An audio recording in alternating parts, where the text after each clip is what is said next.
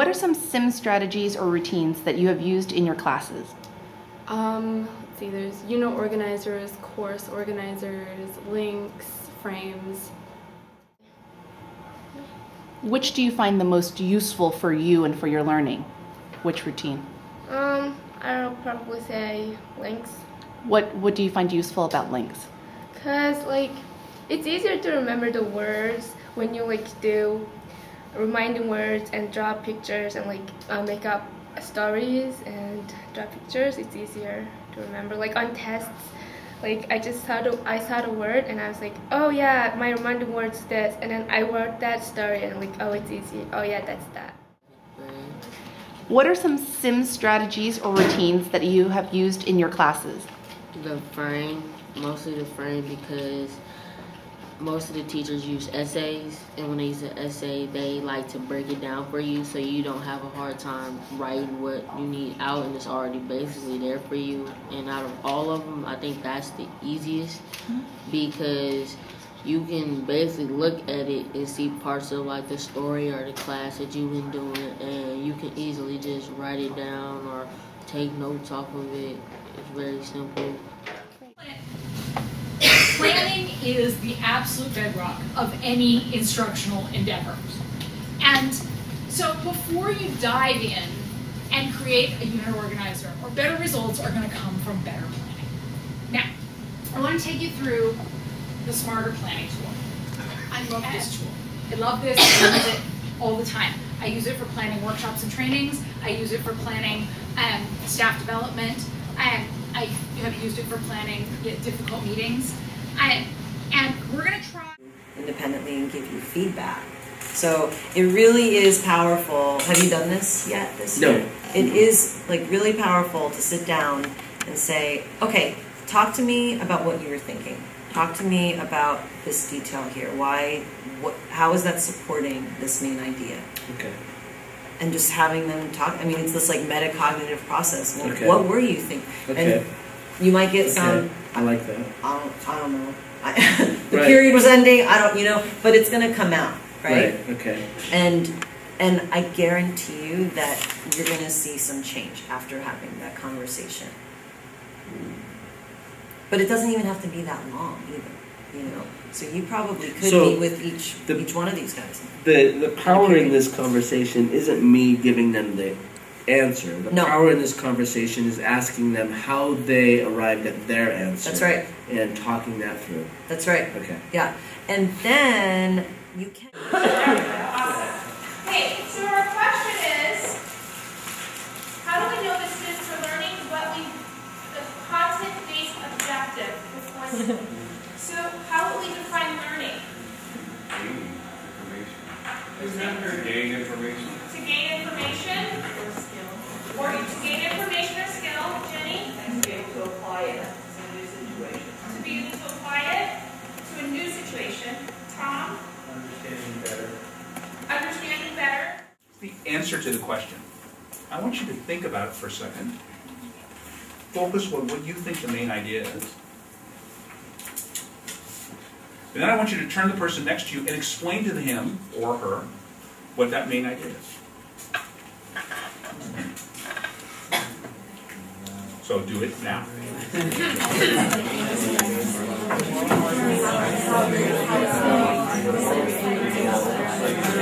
That's a pretty good question. Virtue doesn't really have a meaning. It's since history is written by the winners, whoever writes history is going to be regarded as virtuous. They're the ones that really make the difference, who define what virtue is. That's why I'm going to write why. What we're doing is we are looking at a concept. The concept starts with a P. You know what it's called? Polynomial. Polynomial. Very good. We're going to use this piece of paper. This device is called a concept mastery device. We're going to master the idea of what a polynomial is. We're going to do that by looking at some examples. Right? Your job is to help me fill this in right now. So what are some of those key vocabulary words that you heard from Ray Pop, or that you remember that we've been talking about with polynomials? What are some words right there? Parentheses.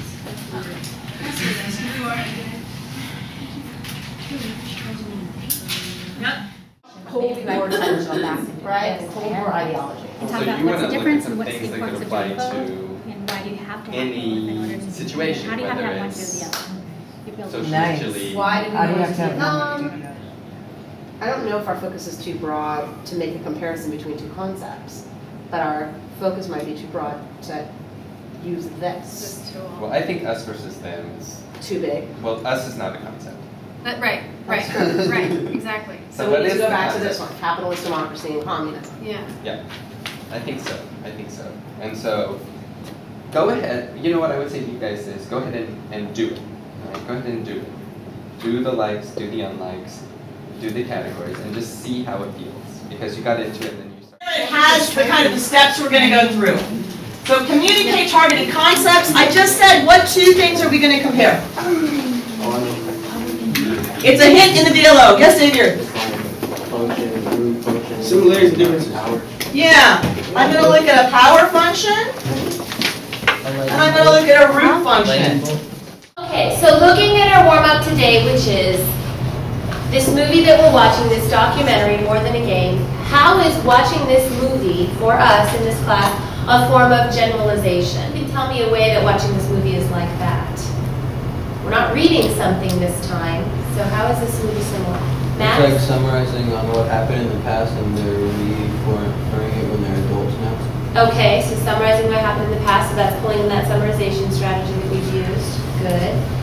Think about right. So Johnny, where are your answers about More Than a Game? Where do those answers have to come from? Right. You guys are going to have to be able to cite something from the movie, and there's your evidence. So a film can be a text. It can be a form of a text. About those. Right. The next part, I don't know whether I just kind of do more of a lecture portion Yeah, or. well, we can talk about like the areas of co-construction and things too when we deal with it. If this is going to be all new information, it may be that you fill in more of this piece, but then you ask questions around the piece you fill in. Like if you're give me an example of what would be an essential detail that would go under realistic futures as far as the process of doing it. What's the first thing they have to do? Lengths and proportions. So proportion would be. And then you could do some of the review questions like, what did I say about what your head and the body? And then you can elicit there. So it'd be, you maybe write proportions, but then ask them a series of questions to review so they really understand what. And we're doing a big kind of frame on it. It's different. We did a unit organizer on chapter 6. We're going to do a frame on this one. Okay, we're going to do some comparisons. What's the other one do from left to right? False. Very good. Okay, and if you guys have done your reading, right, we're going to look at this in a minute. But so let's update this side. It will say exactly the same thing except for the word false. A growth function that now incorporates a shift. Do H and K stand for the same thing that they have in all of our other functions as far as shifting? Yes. Yes.